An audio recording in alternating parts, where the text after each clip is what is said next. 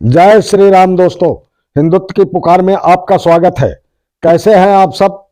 आशा करता हूं कि स्वस्थ होंगे, मस्त होंगे। दोस्तों आज हम स्पेन घोस्ट केस के बारे में चर्चा करेंगे। आपको एक ऐसे भूतिया केस के बारे में बताने जा रहे हैं जिसकी पुलिस ने खुद जांच की थी और इस केस में सस्पेक्ट एक भूत था। अब पुलिस के लिए यह एक चैलेंज था, क्योंकि उन्हें उस भूत को सामने लाना था। स्पेन स्टेफेनिया घोस्ट केस के नाम से यह कहानी है। दोस्तों, स्पेन का मैड्रिड शहर फुटबॉल के लिए जाना जाता है।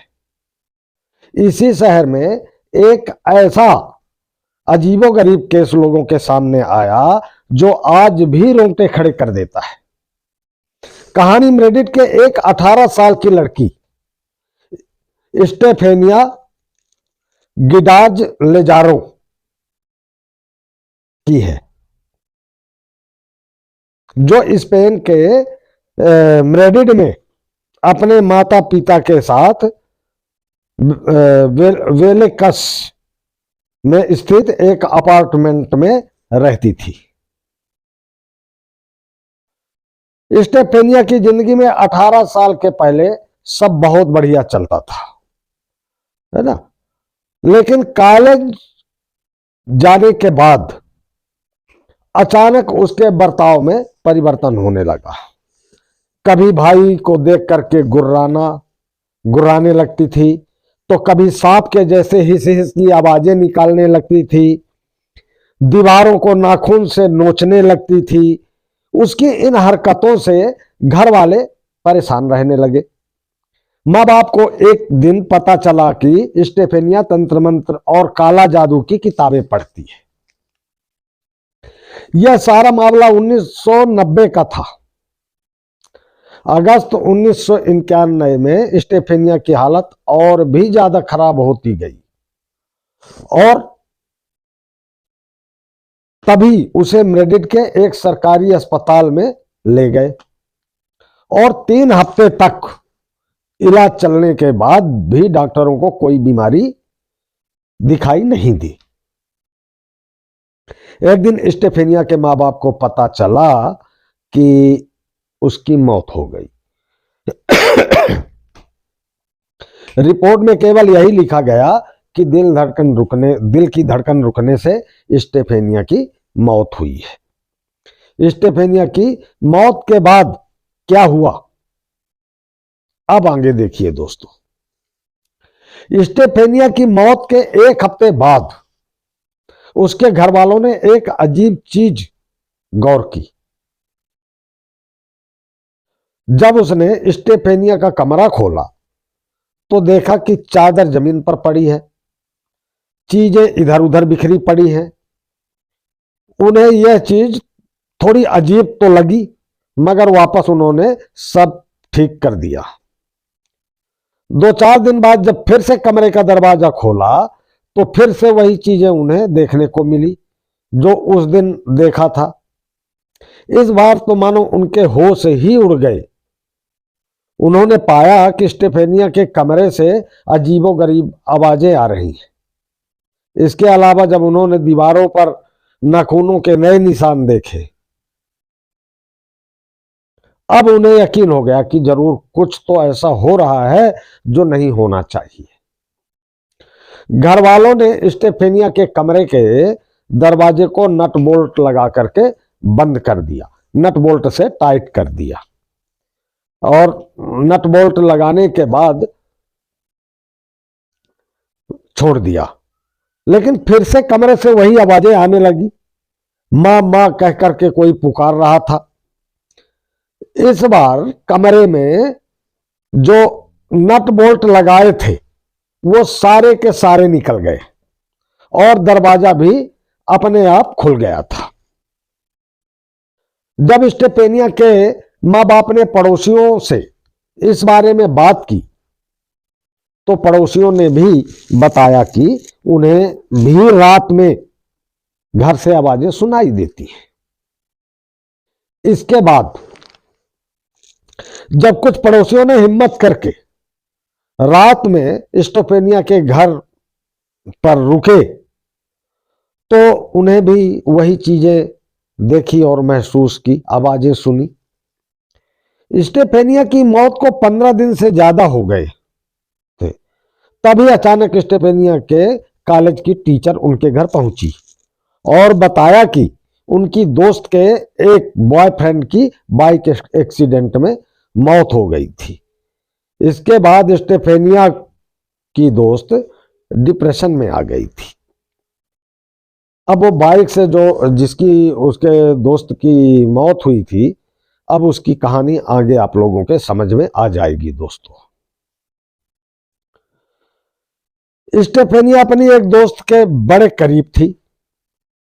टीचर ने आगे बताया कि एक दिन जब वो स्कूल के पिछले हिस्से में गई तो उसने देखा कि 4 लड़कियां, जिनमें एक स्टेफेनिया थी और दूसरी उनकी वही दोस्त जिसके बॉयफ्रेंड की मौत बाइक एक्सीडेंट में हो गई थी, एक बोर्ड में कुछ कर रही थी।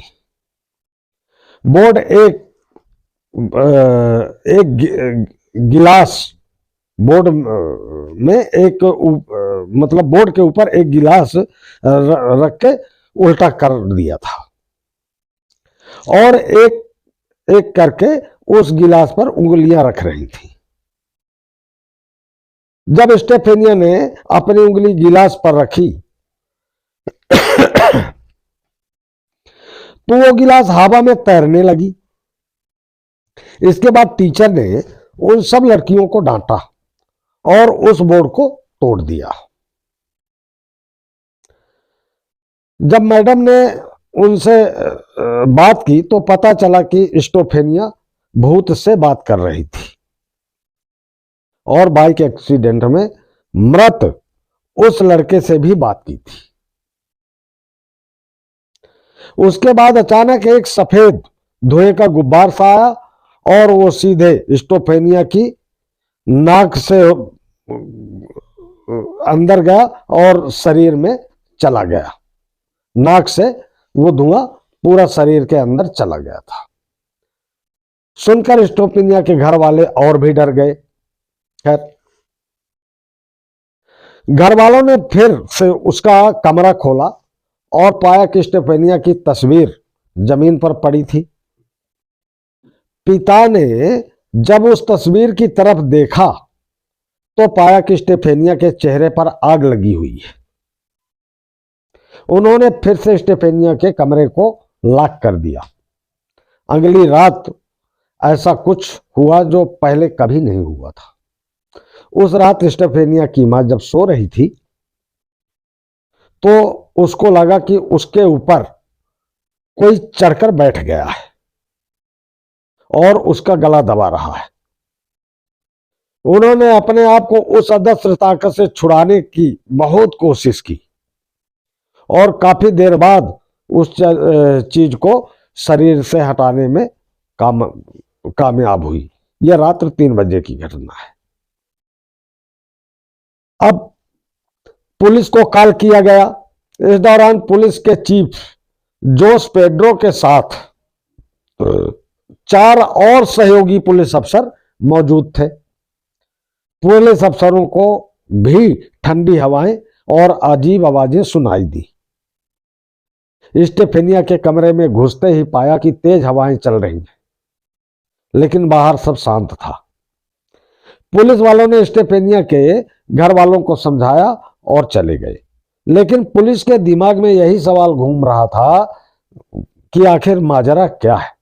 अगले दिन फिर पुलिस उनके घर पहुंची तो पिता ने बताया कि वो अपने छोटे बेटे को राइट साइड वाले, मतलब उनका जो छोटा बेटा था, जो पुलिस जब जाकर के उनसे पूछी तो उन्होंने बताया कि उनके बेटे के राइट साइड वाले बेड पर सुलाते हैं तो वो हवा में उछलकर लेफ्ट साइड वाली बेड पर चला जाता है।